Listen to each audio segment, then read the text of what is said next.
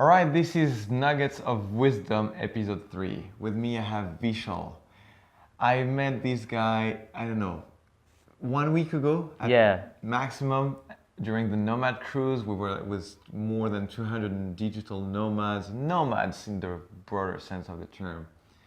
And Vishal came across to me as someone who is very centered and has some kind of glow, and that's why, that's the kind of people I want to bring to this show. And just for you to know a couple of things, he's been involved in the startup scene for years, real SF guy. SF, LA, and New York. Yeah, real startup scene. And started more in the technical part, engineering, went on to sales and marketing, and now is becoming a real artist, doing video production and all. I think which is a big path and journey that you've taken on. And, Totally, yeah.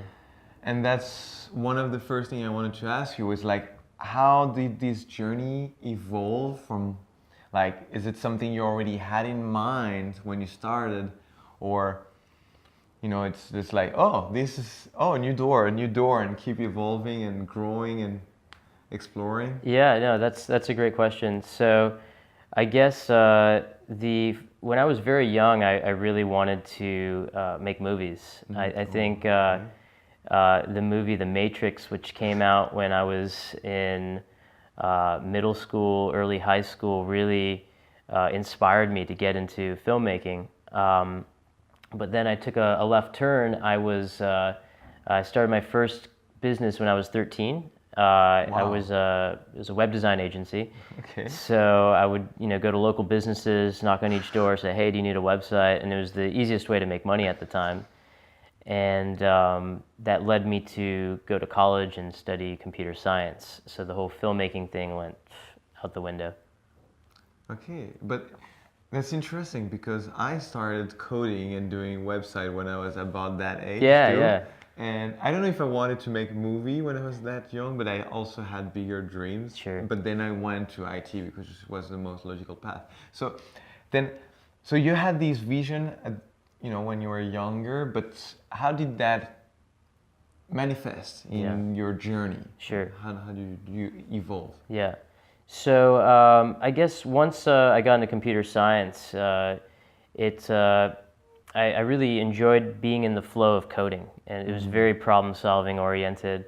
But then my first job was in my real career, quote unquote, was being the lead front-end engineer of a music tech startup called Groove Shark. And I did this for about 2.5 years, and then I started to get a little envious of all the sales and marketing guys because they looked like they were having the most fun while I was stuck behind a desk coding. So that led me to go to my CTO and say, "Hey, this is how I feel." And he was like, "Okay, why don't you spend 50% of your time coding and 50% of your time exploring?" And amazing guy, his name's Josh Greenberg, probably definitely was one of my mentors. Unfortunately, he's no longer with us. But one of the guys early in my career I really looked up to. And so I started my own department. I became the director of events and sponsorship, and it was more or less my excuse to go to a lot of music festivals while also marketing for the company. Was it Groove Shark, right? Yes, Groove Shark, yeah. And then from there, that evolved into me actually. I got laid off because marketing was the first to be let go once things started to go downhill. So this was my chance to get out of Florida. I'd been there my entire life, 25 years. So the first place I wanted to go was New York City. And of course I'd visited a bunch, but like actually living there, being in the center of the universe was someplace I wanted to be. So fortunately, I had a good relationship with someone at Vice Media, and he gave me the opportunity to work. And this is where I started to do more digital marketing partnerships for a vertical called the Creators Project. And after about a year of that, I'd never had any sales experience whatsoever, and I forget where I picked up this knowledge. Maybe it was Napoleon Hill, but one of the best skill sets you can have is sales. And that applies to all aspects of life, whether it's making money, finding a new relationship, even when you're a kid, you're negotiating with your parents. Oh, yeah. So I decided, okay, I'm going to really lean into this. And a company I'd partnered with while I was at Vice sent out this email saying, hey, we've developed this new product, and we need someone to take it to market. Do you know anyone you would recommend? And I started thinking, who can I recommend? But then I thought, wait a second, why don't I do this? I'm completely unqualified, but why don't I throw my hat in the ring and see what they say? And they thought about it, and we had a really good dynamic, and they saw potential, so they gave me a chance. And it was on a eat what you kill basis. So if you're going to hire someone and they don't perform, you're not really losing that much money. It's just an opportunity cost. So they gave me a shot, and I turned out to excel pretty quickly. It was the fastest my income had ever grown up until that point. So once I really got into the sales aspect, I found that it can be very much a grind, a lot of hours. And I decided after 3 years there, I'm going to quit. I had turned 30. I decided I wanted to leave New York. I broke up with my girlfriend at the time, and it was just total change. So I decided to do this digital nomad journey and started figuring out what I want to do next. And I got 2 months before I got pulled back into the rat race. A mutual friend of me and my former business partner in the next venture introduced us, and I thought, okay, this is a great opportunity. Basically, it was a company called Symmetry Labs, and we built LED-based sculptures. So you could find our work at music festivals, business conferences, retail environments. We were in movie sets, and I thought, okay, this is amazing. I truly thought it was incredible. So after a year of that inkling inside of me that was like, hey, you're supposed to be on that nomad journey, returned. And so finally left after a year there, and I've now been on my nomad journey for just about a year now. And where you and I met on this nomad cruise was my first nomad gathering type event. Okay. So Meeting with the tribe. yes, exactly. One thing that resonated with me, and that you said different ways but a couple of times, is like when you said I was laid off, and I saw that as a chance too. It was like, okay, there's something there. And the same you said with seizing the opportunity. Sure. When like who could do that, and like, what about me? And how do you see that in your journey, this capacity of seizing opportunity or converting a negative experience into something positive? How's that affected your journey? Yeah. So I consider my life a series of falling upwards. Every time I've run into a difficulty, I've always come out in a better position on the other end. And I've always felt like a cat that lands on its feet. And it's all about making mistakes and grabbing opportunity by the horns and taking risks. So do you intentionally put yourself into situations where you will fall because you know that it's going to be upward? Yeah, totally. I mean, like even on the cruise that we went on, there was that talent show. Yeah, I hadn't done a talent show since I was a kid, and I just recently started teaching myself piano, and I figured, okay, this is going to be really nerve-wracking. I better not mess up on stage.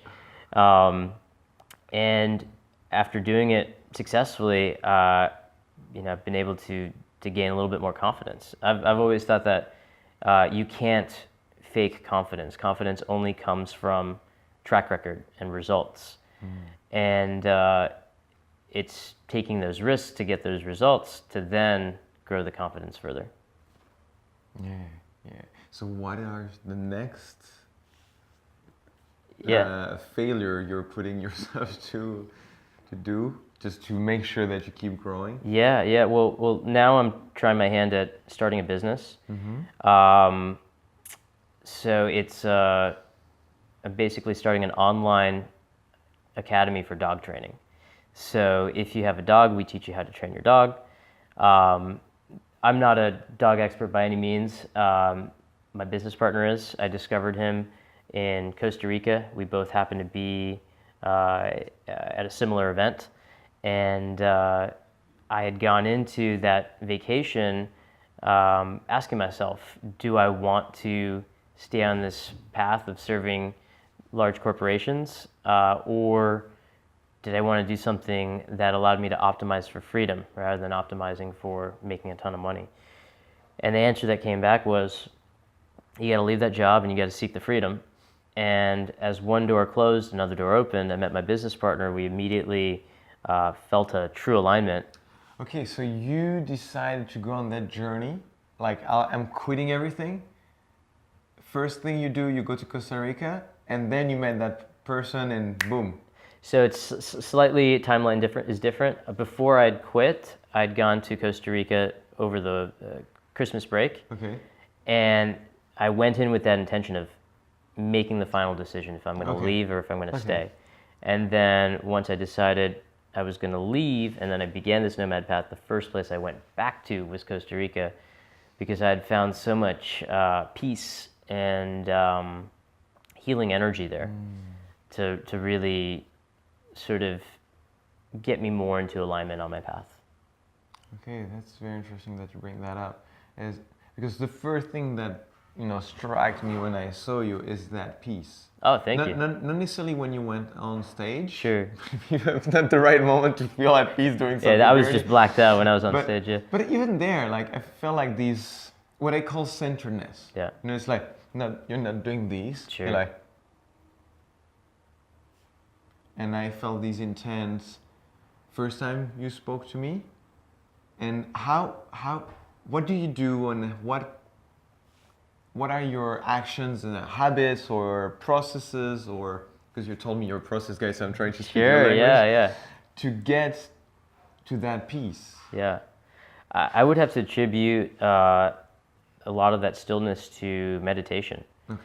And meditation's always been tricky for me. I've gone through stints of doing it all the time, then I fall off the horse. And what really got me to make it more of a daily practice was transcendental meditation. And I'm kind of convinced it was because I made the monetary investment and I wanted to make sure I get what I can out of it. And through that, I meditate at least once, 20 minutes a day, sometimes twice. To be honest, while I've been on this cruise, it's been a little bit more difficult just because I've been so many events, so much stuff going on. But I find meditation to be a cumulative growth, have a cumulative growth effect. It just gets better and better and better. Other than meditation, I enjoy doing breath work. What other habits would I attribute that stillness to? One of the questions that comes to me is, what do you do internally? Sure. Now, and I'm all into for meditation and breath work, but I've also met a lot of people that do meditate, that do breath work, sure, and they're not at peace at all. Really? Yeah, no. I think there's something inside of you, like the way you look at things, that you look at yourself, that provokes that. Yeah. Okay. I have an answer for that. So, one of the most profound experiences I've ever had in my life was sitting with a medicine called 5-MeO-DMT. It comes from an animal called the bufo frog, which is found in the Amazon, and it's practiced for thousands of years through shaman. And when I went through this experience, coming back to the Matrix, I had this incredible vision where I was in that white room that Neo and Morpheus find themselves in, where it's just absolutely a blank canvas. And then you see all the guns load in. In my case, the guns didn't load in. It just stayed white. And it was like as if I felt like I was an ant on a tuning fork. I was just vibrating at perfect harmony with the universe. And I felt absolute bliss. And as I slowly came back to Earth, it was like a feather falling to the ground. I received these two messages that were very clear, and they're very basic. We hear them all the time, but it made it that much more profound. And it was love yourself and have gratitude. Had goosebumps. Yeah. Because obviously, as you said, we hear them all the time. Sure. When you said it, I felt it. Yeah. Which is, I think that's a difference. It's also personally, all these lessons I've received, pieces of wisdom, nuggets of wisdom I've received, is nothing ever new. It's something that is written everywhere. Like it's like constantly in your face. But Totally. one day you just decide, oh, I heard you. Yeah. This time. Yeah.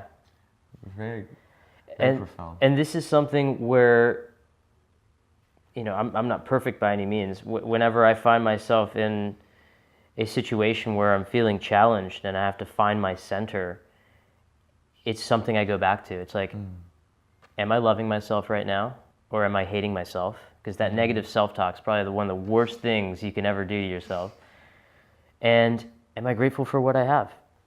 Is the fact that you know, I have access to healthy meals, or the fact that I got great sleep, or the fact that I have the opportunity to bring value to the world. If I don't feel grateful for that, what am I doing? And one thing that's striking me is in the first conversation, but also when we met here in the bar, was you don't only love yourself, you do love others. Oh, absolutely. You can't love others without loving yourself. Yeah, but we met after my talk, and you gave me feedback. It's like, wow, that is profound, that is thought through, but it comes only from a place of, this is what I see that you need to grow. Totally, yeah. And you've done that also with that girl when we were there, and it's just like in the middle of the loud music and all that, and you improvise a mastermind to make sure, like, I see something in you, you have potential, okay, let's do something about it. Yeah. And this is something I highly value and respect, especially being able to generate that in the environment. He was passing on the phone of like, give advice to her, and you know, making people take time and care. Care. So that she can grow. And was like completely selfless. Like you might not even know who she is, or might never see her again. Yeah. But I sense this, I don't care. Makes me feel good to make someone else feel good. Absolutely. It was very beautiful to witness. Now, you know, I want to make these episodes short while I'm starting the shows, for people to be able to engage and follow first, and then get to want to know more. Yeah. And you know, I'd love to go on and on for a whole evening. Yeah. But making things short. And I think you've already started answering the question, but that's how I finish all episodes, is what is for you one nugget of wisdom you want to share with people watching? Yeah. I said it once, I'm going to say it again. Love yourself and have gratitude. And loving yourself starts with stopping the negative self-talk And having gratitude starts with taking inventory of things that you might necessarily appreciate, and then see how you can appreciate them more and more. And maybe just so that they want to do that, what are the effects you have noticed on doing that? Yeah, great question. I've found myself to be happier, to get knocked off my horse less and less, and ultimately feel more into my purpose. Boom, boom. That's nuggets Yeah, of wisdom. yeah. That's the purpose of these podcasts. Is we've all gone through a journey in life. Everyone here watching, we all have these. But I feel like we spend not enough time condensing that and making sure that someone else can live with it. So thank you very much for your time. Thank you for having me. Thank you very much for your wisdom. And thank you very much for watching. Comment, like, share, subscribe, whatever but more importantly is don't just listen to it. Listen to it and make sure that his journey, whether it's falling upward or loving yourself or feeling grateful, serves your growth and your ability to contribute to other people's lives. So thank you very much. This was Nuggets of Wisdom, episode 3. See you soon.